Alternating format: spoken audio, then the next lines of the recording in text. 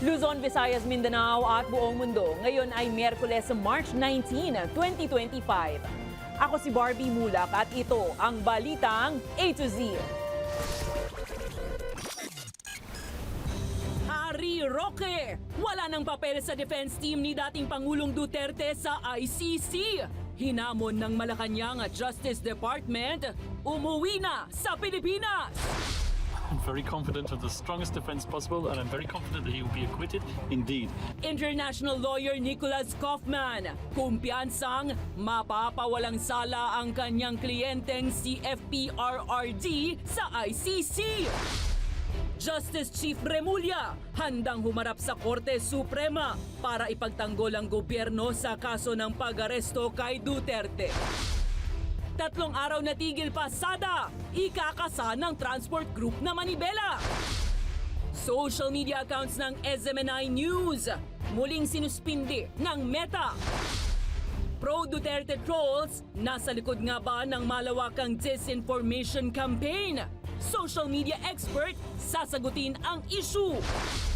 At sa showbiz, anak ng ex-boyfriend ni Chris Aquino, dinipensahan ng ama ukol sa kanilang break-up.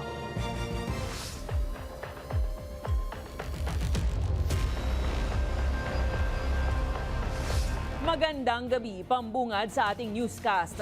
Hindi na bahagi ng defense team ni dating Pangulong Rodrigo Duterte sa International Criminal Court si Attorney Harry Roque. At magwi-withdraw na rin sa defense team si dating Executive Secretary Salvador Medialdea. Hirit naman ng Malacanang at Justice Department. Umuwi na sa Pilipinas si Roque at kaharapin ang kanyang mga kaso. Si Ace Cruz may balitang A to Z.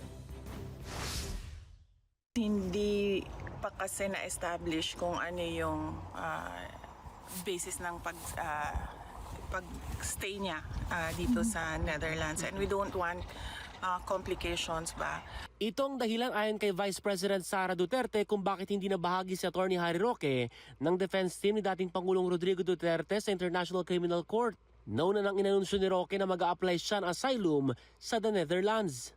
We want him to focus on his asylum and then we want our lawyers to focus on the case. Magwi-withdraw na rin bilang abogado ng dating Pangulo si former Executive Secretary Salvador Medialdea.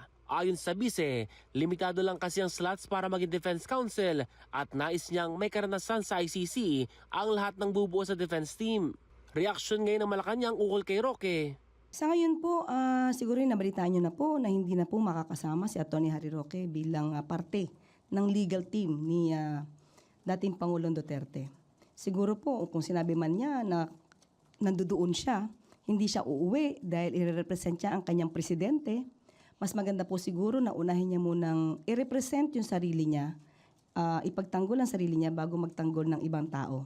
Ayon kay Justice Secretary Jesus Crispin Remulla, ngayong wala ng papel si Roque sa ICC case ng dating Pangulo, nararapat lang na umuwi na siya sa Pilipinas. Harapin niya yung kung ano man ang sinasakdal sa kanya, harapin niya.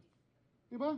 Oo. Magpaka Pilipino siyang maayos. Kabilang sa kaso laban kay Roque ang human trafficking, kaugnay sa illegal pogo, bagay na kanyang itinanggi bukod pa sa arrest warrant mula sa Kamara kaugnay sa pogo investigation. Nitong Martes, isiniwalat ng Bureau of Immigration ng BI sa Senate hearing na posibleng backdoor exit din ang ginamit ni Roque katulad ni na Alex Guo at kanyang mga kapatid. Ngayon, ayon sa BI, iniimbestigahan nila kung may mga paglabag si Roque sa pag-alis ng bansa. We're looking into baka merong falsification of public documents na nangyari, kung may pineke doon sa kanyang pasaporte, sa kanyang tatak, sa kanyang passport, o kaya naman po violation of the Philippine Passport Act, titingnan po yan.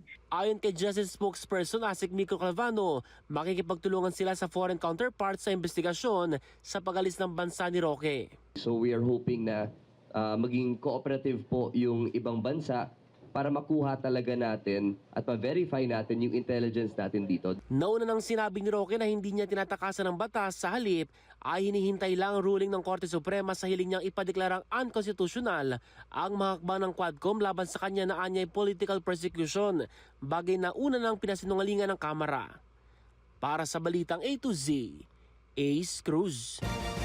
Kung Kumpiyansa si British-Israeli lawyer Nicholas Kaufman na matibay niyang maipagtatanggol si dating Pangulong Rodrigo Duterte sa International Criminal Court. Ito ay matapos kumpirmahin niya na opisyal siyang hinirang ng defense team ng kampo ni Duterte. Ayon kay Kaufman, buo ang loob niya na mapapawalang sala si Duterte sa pinakamadaling panahon, lalo't pinagkaitan umano ang dating Pangulo ng Karapatan sa Pilipinas na isa sa lalamanin ng kanyang argumento. Tatagal naman ng isang linggo ang pagbuo ng kanyang defense team. Umaasa ang British-Israeli lawyer na makakauwi rin si Duterte sa bansa. Very confident of the strongest defense possible, and I'm very confident that he will be acquitted, indeed, even at the earliest stage possible. O ito mga ka-A to Z, opportunity ba ang hanap nyo? May job opening ngayon ang International Criminal Court para sa mga Tagalog at Cebuano transcribers. Ipinost ito ng ICC sa kanilang website noong January 28. Gayunpaman, hindi naman direktang nakalagay sa post kung konektado ba ito sa pagkakaaresto at paglilitis na gagawin kay dating Pangulong Rodrigo Duterte na kadadala lang sa The Hague nitong March 11 dahil sa kasong crimes against humanity. Wala umanong impormasyon ngayon ng Kamara sa kinaroroonan ni Davao City Representative Paulo Duterte ayon kay House Secretary General Reginald Velasco. Anya, walang abiso mula sa Kongreso si Pulong matapos aprubahan ng kanyang travel authority para pumunta sa The Hague sa the Netherlands kung saan nakadetine ang kanyang ama na si dating Pangulong Rodrigo Duterte. Paliwanag ni Velasco, malaya ang mga mambabatas na magbiyahe kung hindi gamit ang pondong pamahalaan. Gayunpaman, mas mahigpit umano ang Kongreso sa opisyal na mga biyahe na may gastusin mula sa pera ng gobyerno.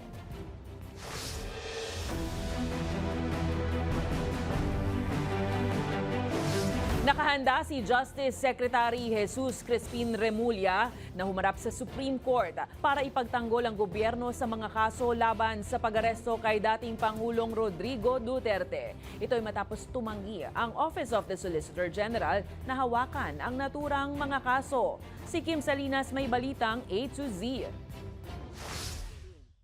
If I have to, I will do it. Personal na haharap si Justice Secretary Jesus Crispin Remulla sa Korte Suprema kung kinakailangan para ipagtanggol ang gobyerno laban sa habeas corpus cases na inihain ng mga anak ni dating Pangulong Rodrigo Duterte sa Supreme Court. Ito'y matapos na tumanggi ang Office of the Solicitor General na sagutin ang mga kaso laban sa pag-aresto ng International Criminal Court sa dating Pangulo. Of course, we always prepare. We cannot go there unprepared. We have to respect the standing of the Supreme Court. Ang OSG ay ahensya sa ilalim ng DOJ pero batay sa statement ng Solgen, walang jurisdiksyon ng ICC sa Pilipinas, isinantabi naman ni Remulla ang posisyon ni Guevara. I will not argue with Mr. Guevara. I will not argue with him. He has recused himself, so we will take up the slack. His recusal was not on my clearance. He does not clear things with me.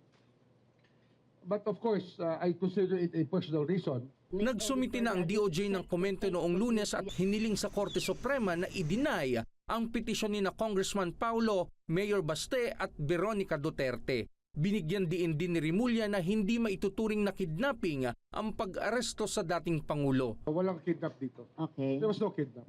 It was an executive action to surrender the person with a warrant to the ICC through the Interpol. Ayaw magkomento ni Remulla sa ilang panawagan para magbitiw sa pwesto ang Solgen dahil mas mahalagaan niya ang oras para paghandaan ang posibleng oral argument sa Korte Suprema. Iginiit din ng Justice Secretary na nasa jurisdiksyon na ng ICC ang kaso ng dating Pangulo. Para sa Balitang A to Z, Kim Salinas. Nagtataka ang dating tagapagsalita ng Korte Suprema na si Attorney Theodore Te kung bakit hindi na lang direktang sinabi ni Solicitor General Menardo Guevara na hindi siya sang-ayon sa posisyon ng gobyerno hinggil sa petisyon ng mga anak ni Duterte patungkol sa arrest warrant ng ICC sa dating Pangulo. Ayon kay Te, pwede naman sanang sabihin ni Guevara na may sarili siyang posisyon at lumihis na lang sa personal na pagtalakay sa kaso kaysa idamay pa ang buong opisina ng Solgen. Tungkol naman sa panawagan ng pagbibitiw ni Guevara, sinabi ni Te na sakaling may kontra na mas mataas na opisyal kay Guevara, mas makabubuting lisanin na nito ang posisyon lalo't nagtatrabaho siya sa gobyerno. Here's a basic position. If, for example, I were in a position that I would find myself in a conflict with my superior, and I work for government, then I would actually leave.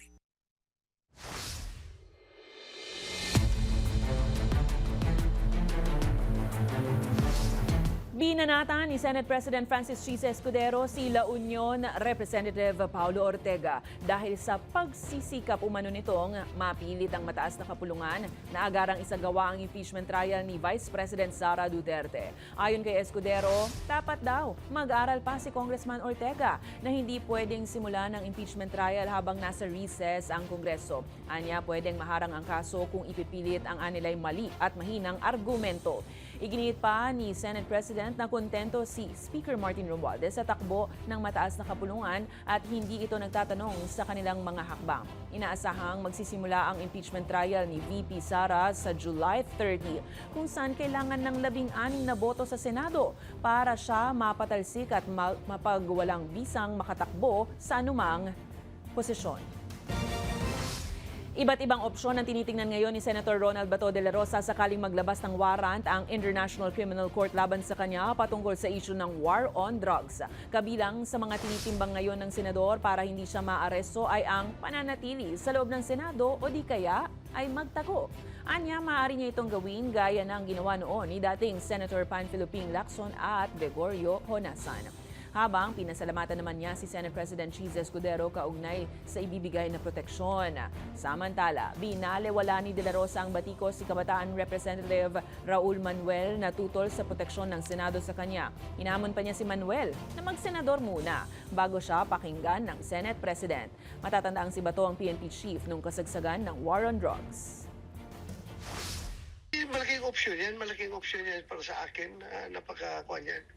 It's magandang kuha niya sa akin option. Dahil nga, hindi ka na pwedeng huliin. Napaka-adya ka sa loob. At dapat respetuhin nila yung Senate as an institution. So, maganda yun para sa akin.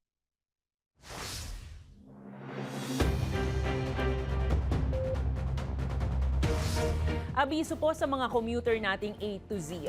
3 araw po na mababawasan ang mga pumapasadang jeep sa susunod na linggo dahil yan sa ikinakasang tigil pasada ng Manibela. Kaugnay sa umano'y pekeng datos ng Consolidated Report ng PUV Modernization Program. Si Ian Maghanoy may balitang A to Z. Jeep ang sinasakyan ng psych student na si Micaela papasok sa paaralan. Di hamak kasi na mas tipid ito kumpara sa ibang mga sasakyan. Pero ang pagtitipid na ito sa susunod na linggo, tila mapupurnada pa. Kasi po kapag kunwari yung sasakyan ko joyride or move it, yung ano po kasi noon, no, sa isa 175, so parang nadodoble po yung pamasahe ko. Sobrang mabigat sa bulsa. Formal na kasing inanunsyo ngayong Miyerkules, March 19 ng Transport Group na Manibela ang pagkakasa ng 3 araw na tigil pasada sa March 24, 25 at 26 sa buong bansa. Aabot daw sa 180,000 PUV units sa buong bansa ang inaasahang makikiisa. Kinokondena kasi ng grupo ang umano'y peking report na isinumite ng Land Transportation Franchising Regulatory Board sa Department of Transportation sa ilalim ng panunungkulan ni Transport Chief Jaime Bautista hinggil sa Consolidated Report ng PUV Modernization Program. Magkasalungat daw kasi ang datos na isinumite sa inireport ng LTFRB base sa panayam kay Transport Chief Vince Dizon sa morning program na Ted Filon at DJ Chacha. Ibig sabihin nun, ang nagsubmit na ng kumpletong requirements, ang nabigyan na ng final approval ng LTFRB ay 43% pa lang. Yung 86% po pala, nagsumiti pa lang. Pero hindi pa po nakukumpleto at hindi pa po na-approve. So in reality po, mga kasamahan po natin sa PUV sector na nag-consolidate into cooperative, 43%, wala pa po sa kalahati. Kung hindi pa napalitan itong bagong DOTR Secretary, hindi pa aaminin ng kagawaran at ng ahensya yung mga peking datos na inilabas ng LTFRB at DOTR nung mga nakaraang buwan at nung nakaraang taon. Kaya yan po ang nagmitya kung bakit kami mag-i-strike. Pinag-aaralan naman na ng Manibela ang pagsasampa ng graft and corruption case at code of conduct sa ombudsman laban sa lahat ng LTFRB regional officials, kabilang na si LTFRB Chairman Chofi Laguares III at former Transport Secretary Jaime Bautista. Pero handa naman daw ang MMDA na mag-provide ng libreng sakay sa mga commuter. Sa isang text message sa Balitang A to Z, binigyang diin ng ahensya na maliit na porsyento lamang ang mapaparelisa ng Manibela Transport Strike. LTFRB sinungaling! LTFRB sinungaling! Niyaya naman ngayong Miyerkules ng Transportation Department ang Manibela para sa isang dialogo, maging ang pakikipag-usap kasama si Assistant Secretary for Road Transport and Non-Infrastructure Jojo Reyes para mapag-usapan ng issue. Para sa Balitang A to Z, Ian Maghanoy.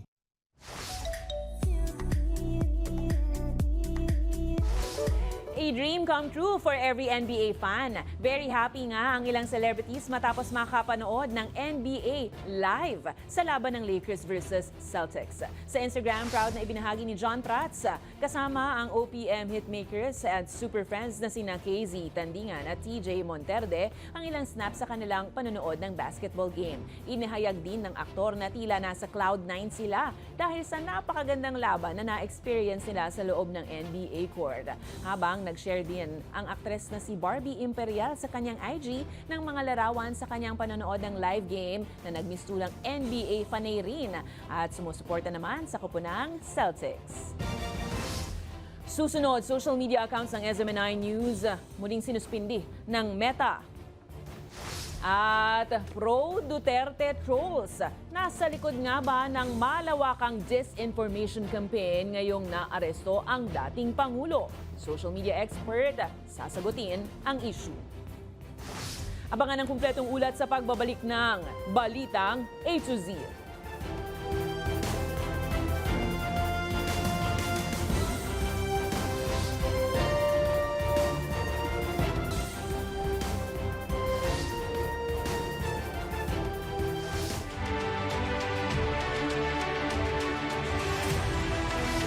Nabawasan ang mga lugar na nasa red category o yung mga delikadong hotspots. Base yan sa huling tala ng COMELEC. Pero kahit ganoon, may tsansa pa rin naman itong madagdagan muli pagpasok ng local campaign period. Si Naomi Almojano may balitang A to Z. So far, so good.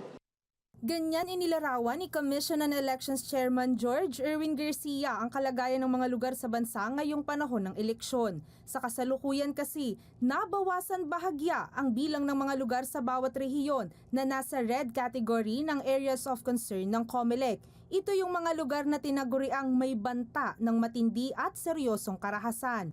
Ang pagbaba ng bilang na ito nangangahulugang walang naitalang matindi at seryosong karahasang pampolitika laban sa peace and order sa lugar sa nakalipas na 3 buwan. Kinumpara din natin yung election-related violence noong 2019 at 2022 ay hamak naman talaga mas mababa ito kumpara ng mga nakakaraang eleksyon. Mula sa dating 38, nabawasan ng 2 at nasa 36 na lang ang mga lugar na nasa red category. 30 rito ay sa Bangsamoro Autonomous Region of Muslim Mindanao o BARM na dating nasa 32 lugar ang kabilang sa red category. Habang kasama pa rin sa listahan ng Sharif Agwak na may insidente ng pananambang kamakailan lang ayon kay Garcia. Madami rin kaming dineploy ng mga puwersa ng PNP at AFP sa may Maguindanao, Cotabato corridor area sapagkat naniniwala kami na baka may mga susunod pa na mga mangyayari.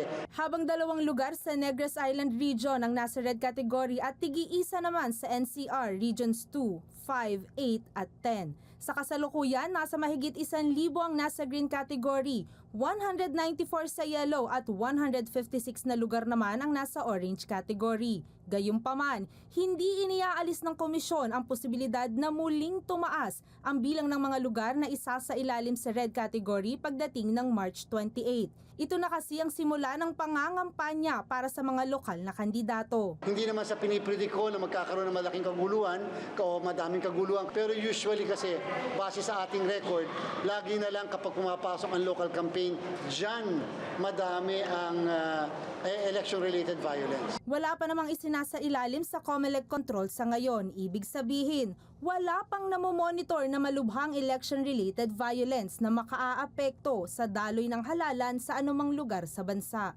Para sa Balitang A to Z, Naomi Almojano. Posibleng halong totoong tao o kaya ay mga trolls ang nasa likod ng malawakang disinformation campaign kasunod ng pagkakaaresto kay dating Pangulong Rodrigo Duterte. Ayon sa panayam natin sa isang social media expert na si Professor J.M. Lanuza, posible ring pro o kaya anti-Duterte ang mga ito. Prof. J.M., welcome to Balitang A to Z. Good evening, ma'am. Salamat po sa pag-imbita. Alright, let's begin. I think lahat naman mag-agree dahil very obvious, simula ng March 11 ICC arrest of former President Rodrigo Duterte, tila naka-beast mode ang mga social media users sa pagdepensa sa dating Pangulo. Una sa lahat, may kakayahan ba tayong ma-verify kung totoong tao ang lahat ng nasa likod ng mga komentong ito?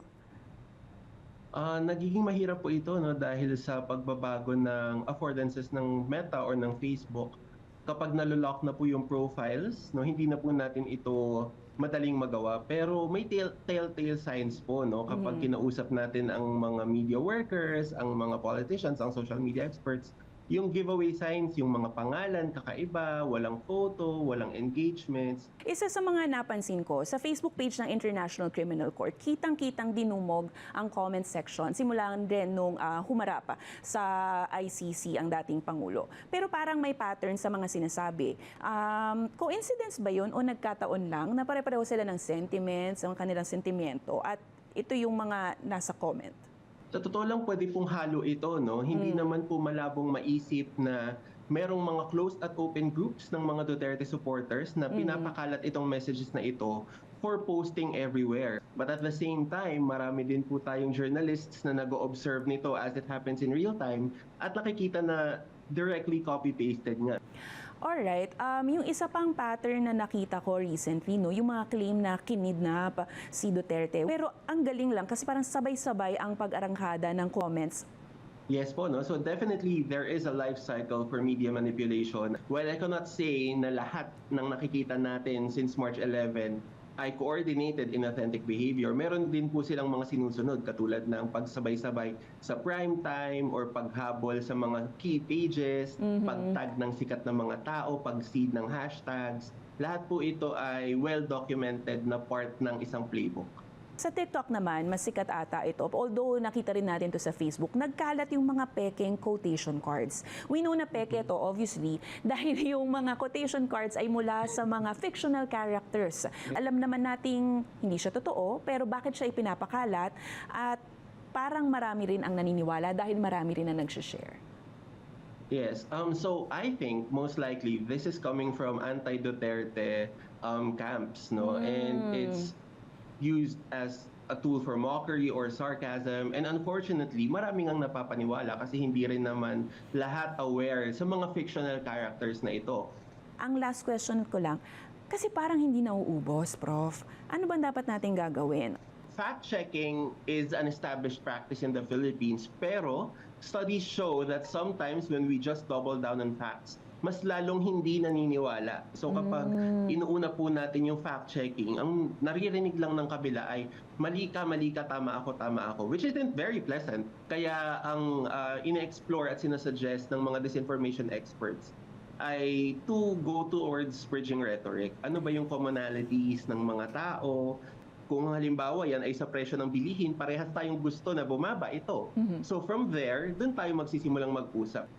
Ang ganda nung sinabi mo na mag-meet in the middle muna tayo at magkaisa at mapag-usapan kung ano ang pare-pareho tayo. Maraming salamat, Professor J.M. Lanuza. Thank you. Tinanggal ng Meta ang Facebook pages ng Sunshine Media Network International at mga kaugnay nitong account dahil sa umano'y paglabag sa community standards, partikular na sa issue ng hate speech. Kabilang sa mga nasuspindi ang SMNI News page, DZAR 1026 at SMNI Integrated News. Pero giit naman ng SMNI, hindi ito naglalabas ng mapanirang nilalaman. Matatandaang binawi ng Kongreso noong March 2024 ang prangkisa ng Suarasug Media Group na nagpapatakbo ng SMNI dahil sa umano'y mga fake news na inilalabas nito. Hinihintay pa naman ang opisyal na pahayag ng Meta ukol sa issue.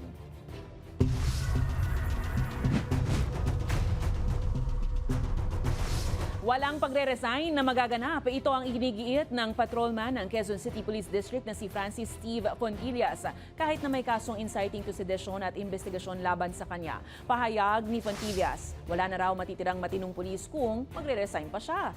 Balik serbisyo na raw siya sa Biyernes matapos ang 2 linggong leave pero hindi pa niya natatanggap ang reklamo o kinausap ng opisyal ukol dito.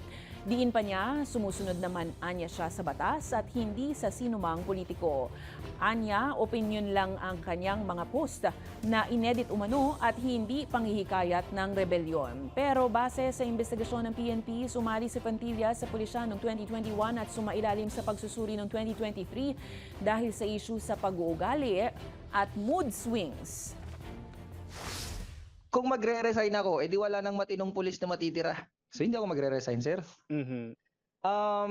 Pulis ako, pero hindi ako pulis ng kahit sino. Nagsisilbi ako sa bayan dahil ang pinapanindigan ko, sir, ay yung batas.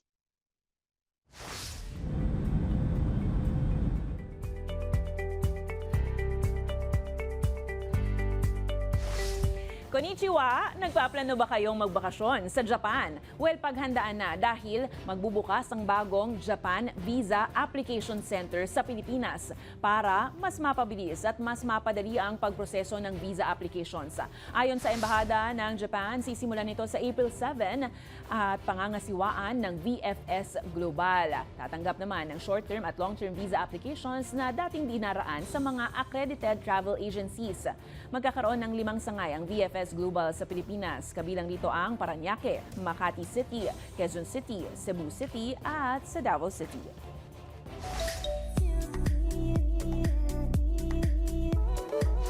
Gal Gadot is indeed the fairest of them all. Mula sa pagiging Wonder Woman at Evil Queen sa Disney movie na Snow White, may bagong role muli ang aktres na si Gal Gadot. This time, isa na siyang ganap na Hollywood Walk of Fame owner matapos igawad sa kanya nitong Martes ang prestigyosong Between. Si Gadot din ang kauna-unahang Israeli actor na ginawaran nito. Kaya binigyang pugay niya ang kanyang pinagmulan sa pamamagitan ng pagsasalamat sa mga mahal sa buhay at supporters. Sa kanyang talumpati, hinihikayat niya ang mga kabataan na walang imposible kung pagsusumikapan ang kahit anong pangarap. Todo support din ng kanyang asawa at 4 na anak sa milestone na ito ng kanyang karera. Sa aming pagbabalik, 2 astronaut ng NASA nakauwi na matapos ang 9 na buwang pananatili sa kalawakan. At anak ng doktor na ex-lover umano ni Chris Aquino, dinipensahan ng ama hinggil sa issue ng kanilang breakup. Manatiling nakatutok, kayo ay nanonood ng Balitang A to Z.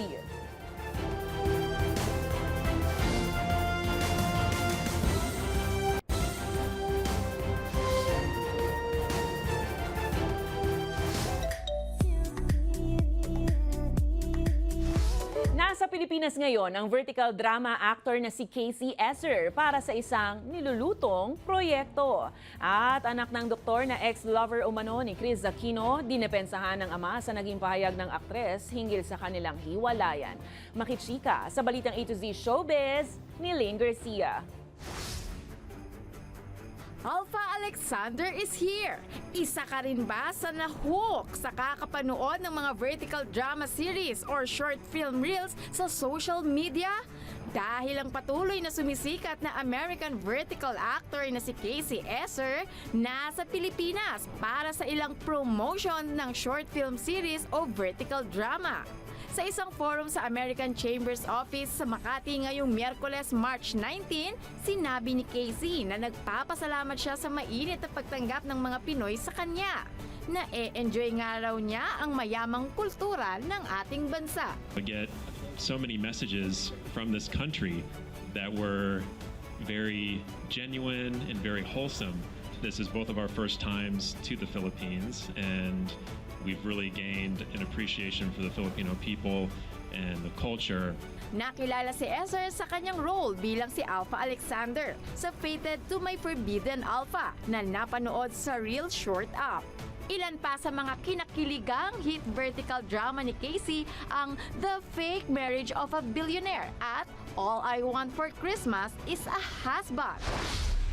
Samantala, matapos ang pagbabahagi ng Queen of All Media na si Chris Aquino mula sa kanyang live update nitong weekend tungkol sa painful truth sa pag-iwan umano sa kanya ng ex-lover na doktor, nagsalita na ang isa sa 4 na anak ng sinasabing ex-lover na doktor na si Miguel Padlan.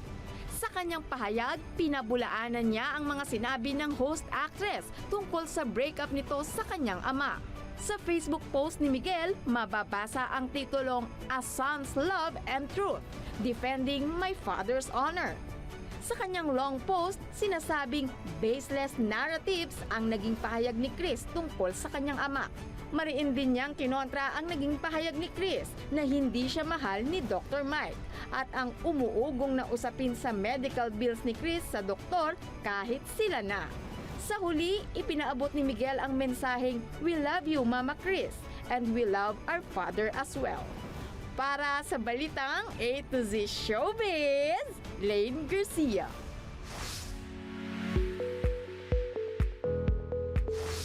Matapos ang halos 9 na buwang hindi inaasahang pananatili sa kalawakan, nakakauwi na sa wakas sa planetang Earth ang 2 astronaut ng NASA. Matagumpay ngang lumapag ang SpaceX Crew Dragon capsule sa karagatan ng Florida sakay sina Butch Wilmore at Suni Williams kasama ang 2 iba pa pagkatapos ng 17 oras na paglalakbay mula sa International Space Station. Napilitang manatili sa orbit ang 2 astronaut dahil sira ang kanilang sasakyan. At least nasa planetang Earth na. Kung kayo ay may kwentong kakaiba, mga kwento ng pag-ibig o storya ng inspirasyon at pag-asa, maaari itong ibahagi. Sumali sa ating Facebook group na Balitang A to Z. Panoorin ang replay ng ating programa. At sundan ang ating social media pages, hanapin ang Balitang A to Z. Ang ating pabaong quote of the night ngayong Miyerkules ay mula sa theologian na si Martin Luther. Ang sabi niya, "Sa mundong ito, ang katotohanan madalas napapabayaan habang ang pamahiin at pagkukunwari patuloy na nag-aani ng gantimpala." At yan ang mga balita at impormasyon, mga kwentong may dalang inspirasyon na tinutukan ng Balitang A to Z. Ako po si Barbie Mula. Kung maging maalam, makialam. Magandang gabi sa iyo, Pilipinas!